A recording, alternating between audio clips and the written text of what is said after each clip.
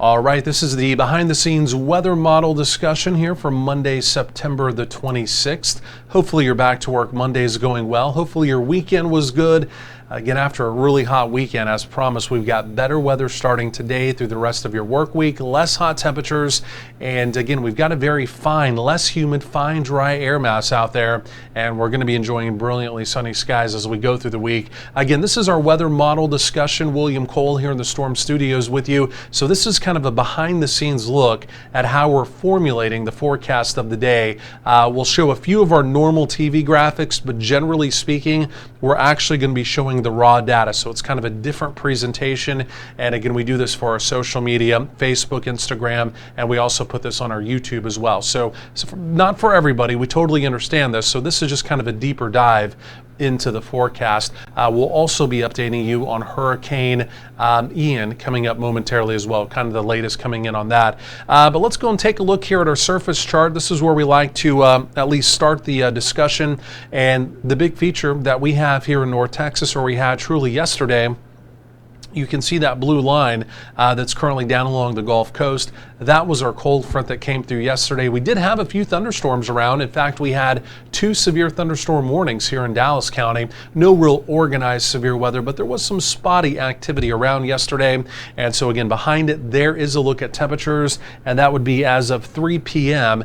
And so again, you can see generally 80s around the area. Right now, DFW at 86 so far. That's been our daytime high. Look at the 70s up there in Missouri, and even look out in our Texas Panhandle, some lower 80s. Now you're still seeing a 96 down around Corpus. That's where the front is moving through. And by the way, that 75 down there in Brownsville, we've got rain in progress and even a little bit of thunder down in Brownsville. That's why their temperature is being held down at this hour. So let's do this. Let's go and take a look here at our visible satellite review.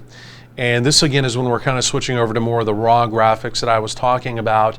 And so what you're looking at here, where you're seeing the area of just kind of dark colors, kind of dark black, that is all sunny sky. There's nothing going on. There's no cloud cover. Where you're seeing some of the kind of patches of white, that's where there is cloud cover. Again, you probably understand that. I'm not trying to talk down to you, but if you're just kind of wondering what's going on, it's a little bit of a different presentation. So we look at this throughout the day just to see what our sky conditions are, see if there's any cloud cover moving in, or again, if we're maybe anticipating some type of thunderstorm activity, we watch for bubbling cumulus cloud to begin to develop around the area. So today, with an area of surface high pressure in control, we're sunny, and like I mentioned, really as we go through the rest of your work week, that is going to be the general forecast going forward. Now there's a look at the rain again that I was talking about. Like I mentioned, this is down. I mean, a lot of it's actually really down in Mexico, but it's right down in the Brownsville area.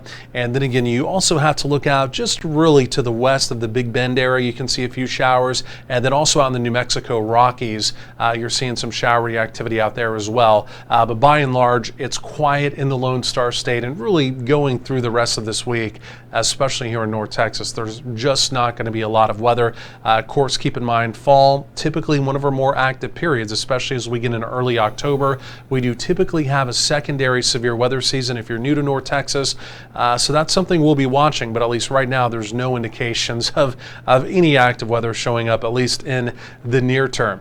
Okay, so this is the other thing we always have to look at. This is our upper air chart, right? This is looking at about 18,000 feet, and what we're looking for rather are any dips in the jet stream or any ridges. And keep in mind, whenever you're talking about a dip or a storm trough, typically that means cooler or active weather. Whenever you have a ridge, that typically means milder, warmer, or hotter, depending on the season you're in, and very quiet weather, right? So as we kind of analyze this, you can see we've got the big storm trough here off to the northeast, right? And let me go and turn on this marker. So there's the storm trough. You can see that carved out. That's one of the reasons why we had the cold front come through the area yesterday, right? There's an area of disturbed weather kind of moving through that, and it pulled the front through, okay? So that trough is slowly going to kind of meander off to the east as we go over the next 48 hours. Now here's the ridge. You can see it out there, right? The area of high pressure. Tomorrow, Tuesday into Wednesday, the ridge is going to come back just a touch to the east. So our temperatures, as opposed to the mid 80s today, we're going to get a little closer to 90 again for tomorrow, Tuesday into Wednesday. But then we have one more little compact storm system that comes through late on Wednesday.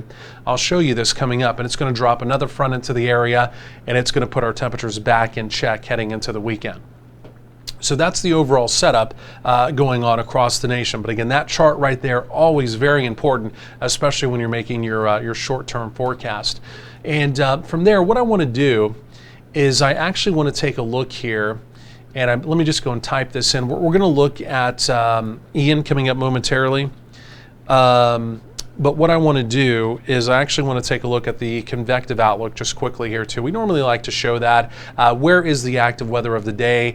And down in Florida, right down in the Keys, you see where it says marginal. So there is a risk of severe weather, or marginal risk, officially from the Storm Prediction Center. That has to do with Ian, right? Some of the tropical moisture beginning to come up towards the Keys, copious amounts of rain, limited severe weather, and then also where that storm trough is beginning to pull out up into parts of New England. You can also see there's a marginal risk up there as well. And again, the main concern up in New England, it's just going to be wind, right? Some gusty wind, not impossible there. And even down in the Keys, it's a very low wind tornado probability. You always have that with tropical systems. And again, also with wind, you can kind of see that shading of brown down there as well. Quickly, just going forward, again, the convective outlook for tomorrow, similar story. It's all down in Florida, all because of Ian. Again, we'll talk about Ian coming up momentarily, but that is a slight risk down there. And again, the main concern would be wind, obviously with a hurricane approaching, and again, also tornadic activity, right? Areas of low pressure, there's just so much spin. It's just, you just take it for granted. Anytime you're dealing with a hurricane, you typically have some type of limited tornadic activity, right? And so there's even the day 3 convective outlook, similar story, everything down in Florida. So outside of that, even looking around the nation, as again, we get into the middle to end of September, typically more active weather around the country, it's quiet again outside of a hurricane approaching Florida. There's, simply put, I mean, there was just nothing going on. So that in itself is just a little unusual. Okay, so let's go and get you caught up on Ian now. Again, he's moving through the Caribbean. He's now approaching the western tip of Cuba. In fact, he'll be there just a little bit later today and tonight. Let me go and click on this. And again, what we're looking at, this is just the raw data coming in right from the National Hurricane Center. This is the very latest advisory. Hurricane warnings in effect for western Cuba, and we've got hurricane watches in effect for the western coast of Florida. Still appears as though a lot of the data coming together, I'm going to show you the raw data on this momentarily, that again, Ian skirts up towards Tampa, St. Pete, but he stays just off the coast, and he begins to interact with land, dropping all kinds of rain, very heavy rain, flooding, a big concern. But as he kind of skirts up the Florida coast, he's going to weaken because he's interacting with land. So as he makes landfall, he may only be a Category 1, may only be a tropical storm because he's been interacting with so much land. We'll see. But as he's approaching Tampa, the latest guidance here continues to show he will be a major hurricane, most likely a Category 4. So it's going to look absolutely catastrophic, but it appears as though, again, as he does interact with land, there should be some weakening outside of that torrential rain and, again, torrential flooding threat, especially right there in the Tampa area. Okay, so let's go over to the model. And this is what I want to do. We're just going to switch over to the raw data coming in now. And that may have been an update, a new update coming in on Ian. We'll look at that momentarily. But so, okay, let me just go and run you through. This is the latest run of the Euro. And so there it is. That would be late Wednesday. And it appears as though the Euro's trying to bring them up. Again, you can still see them right there, just near and just north of Tampa. Most of the data, it's now pretty conclusive that it's going to be near or just north of Tampa. Again, he may skirt the coast, kind of weaken, and then come on land. But again, this is the very latest run of the Euro, and essentially there's no change whatsoever. The other thing I want to look at, because we're starting to get in range, this is a global model, we're starting to get in range now of the high-res data. And what I want to do is I want to take a look, number one, at the HER model. This is our rapid refresh model. And let me just go and punch this up quickly. And I'm going to have to change this. This is going to go from the Texas view.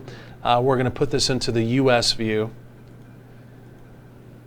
And this will not take into account the entire time, right? This is only going to go out 48 hours. So this just comes to within range. This won't even show them making landfall, but it just kind of gives us an idea of what the high-res data as opposed to the global model. The global model is great for a lot of stuff, but keep in mind it's forecasting for Florida, the hurricane, the same as it's forecasting for some place over in Japan, right? So again, the resolution is not as good. This high-res data, this specific model, in fact, only forecasts for the United States specifically, and all the different features we need now. Again, we're talking about the ridge, the storm trough things we were talking about earlier. They're all now kind of within our sensory field here in the US, where we can launch weather balloons and have an idea of what's going to be happening, right? We've got all the weather pieces of the puzzle now in place, and now we're pulling in the high res data, okay? So this should be a little more accurate. So we'll just kind of run it. This is the first time I've looked at this latest run, and here we go. Similar story, right there it is. You can see it coming right up towards Tampa, St. Pete. It's skirting the coast. The only difference with this is it appears as though maybe south of Tampa, St. Pete, it might even try and make some type of a landfall there. It could make landfall as a major hurricane and then skirts up the coast. So the only real difference we're seeing here, one, it doesn't make landfall, skirts the coast, truly weakens, and then makes landfall. This specific set of data, and this will continue to evolve, right? This is nowhere near locked in. Just what we're seeing at this hour, again, makes landfall possibly south of Tampa and then skirts up the coast after making landfall. And if it were to make landfall here, again, it could be possibly as a major hurricane.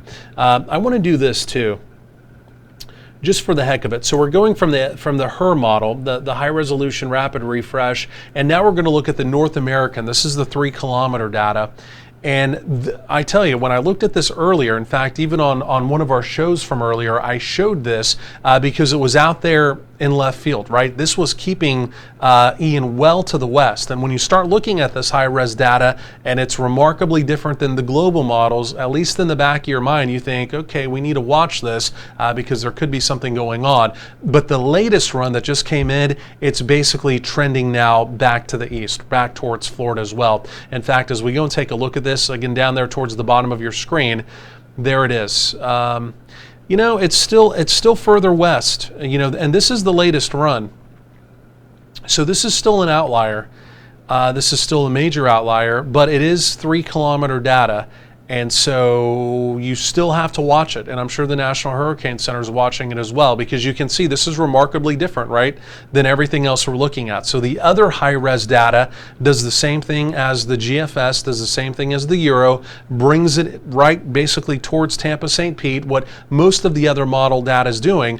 But again, most of that other model data is also not high-res either, right? So now we've got one high-res model that agrees with everything else, so seems pretty logical. And then we have one set of high-res data that, not that it's completely out of the ballpark, but you can see even by, that's early Thursday morning, that this thing is stalled almost out in the Gulf and it hasn't made landfall. So it's an interesting scenario. This is not one that I would say would be likely, but it's one we got to watch. And I mean, this seems like it always happens in the Gulf, right? Wherever the forecast is, there's normally some type of deviation. I mean, it goes without saying. Katrina, I mean, we can just go down the list of, you know, you have your cone for hurricanes in the Gulf, and they typically meander off of that. So we'll see. I mean, like I said, this is a total outlier. All the other data, the official forecast from the National Hurricane Center that we go by, again, I don't want to throw anyone off here, again, still takes everything up towards Tampa. That's more than likely what's going to happen. But this is interesting that this is 2 separate runs now. Again, it's not. It's much further to the west. This is taking you back one more run. This was about 6 hours ago. We'll take a look at this one too. This is the one that got my attention this morning.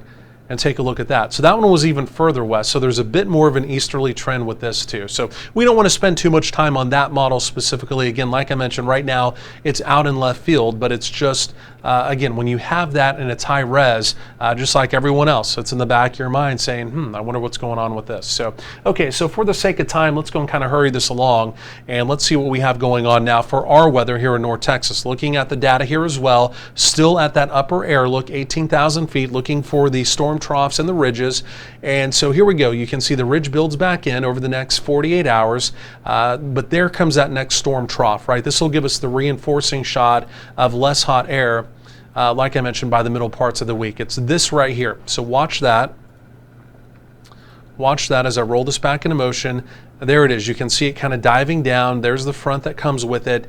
And again, like I mentioned, for late week and into potentially even into parts of the weekend, we will get some less hot weather. This is also new data here too. So what I want to do are two things. I want to look at the 850 millibar chart because I haven't seen this. We're seeing this together. There's not a lot of change with this from what I looked at earlier. This is essentially what our forecast has been. But again, this set of data literally just now came in. So we're looking just off the surface. Now we're looking for any true air mass change, right? We're not necessarily looking at surface temperatures, which can get kind of colluded from time to time. Now we're looking above the surface to see where any true air mass change would be with that potential frontal boundary. And again, just as we roll this through time, there it is. You can see it's nothing major, but it's going to keep us there in the mid 80s. And I'll show you the raw data on that. There's really no change to this whatsoever. But look up in Canada. I mean, we've got areas of chillier weather brewing. Not that there's anything imminent for us, but I mean, you can see some of that's becoming a little more displaced, moving deeper into Canada. That's a sign of things to come in a couple more months from now. Okay, let's look at precip now. And like I said, I don't want to rush this along too fast, but we do need to try and keep this in a certain time constraint. So we know we're going to be dry over the next several days. We've got that ridge building back in, sunny. But here we go. Let's take a look at that front coming in, and let's see if we can get anything to go here in North Texas. Here it comes. And again, it's there. It's the same. It's about a 20% shot next Wednesday. Essentially what I have on my 12-day of, again, a possible shower around the area, right? This is really, truly just nothing major. So really over the next 10 days, it's still essentially a dry forecast. It's a very low end rain probability. Again, like I said, I have about a 20% shot in there. So we need some rain. The drought's beginning to build back in, and unfortunately, it's not showing up in the data. There is the next 10 days, total QPF, total precipitation here. And again, you can basically almost see a ring all around North Texas. Everyone's getting rain except for us and some of the parishes over there in Louisiana as well. So very dry forecast going forward. Okay, let's go look at the raw numbers now. And these are forecast high temperatures and low temperatures. And again, this is the euro, first of all. So again, you can see the euro trending us back up to near 90, 89, 91 for your Tuesday and your Wednesday. And then here comes that secondary push of less hot air. You can see mid 80s showing up by Thursday, Friday into the first part of the weekend. And the euro, basically the line underneath that showing everything is dry with some possible rain chances again by Wednesday, which we know, we just looked at that. And now this is the blend of models. This is what we prefer here in the Storm Studio. This takes all of the model data, it combines it, and it weights it, which performs better. And it also, for the first 48 hours, plugs in some of the high-res data as well. It's a similar story. This is basically what our forecast is here. Again, 88 tomorrow, 89 on Wednesday. Again, here comes that secondary push of less hot temperatures. Thursday, 83, Friday, 84. Look at the morning lows. By Friday morning, down to 58 degrees. Nice. That's going to be beautiful. And then temperatures slowly build for the weekend. 86 Saturday, 88 on Sunday, then back into the 90s on Monday. And then here comes that next cold front. You can see by the following Wednesday, 20% chance of a stray shower that day, and again a high right around 87. So again, temperatures trending back closer to the mid 80s. Technically, by the way, by that time in the forecast, a typical high would be right around 85. So technically that would still even be about 2 degrees above normal. So that's where we are, folks. I know that's a lot of info. We're just digesting it as fast as we can here so we don't keep you on the video too long. This one was about 18 minutes. So that's what we're looking at here. That's how we put our forecast together.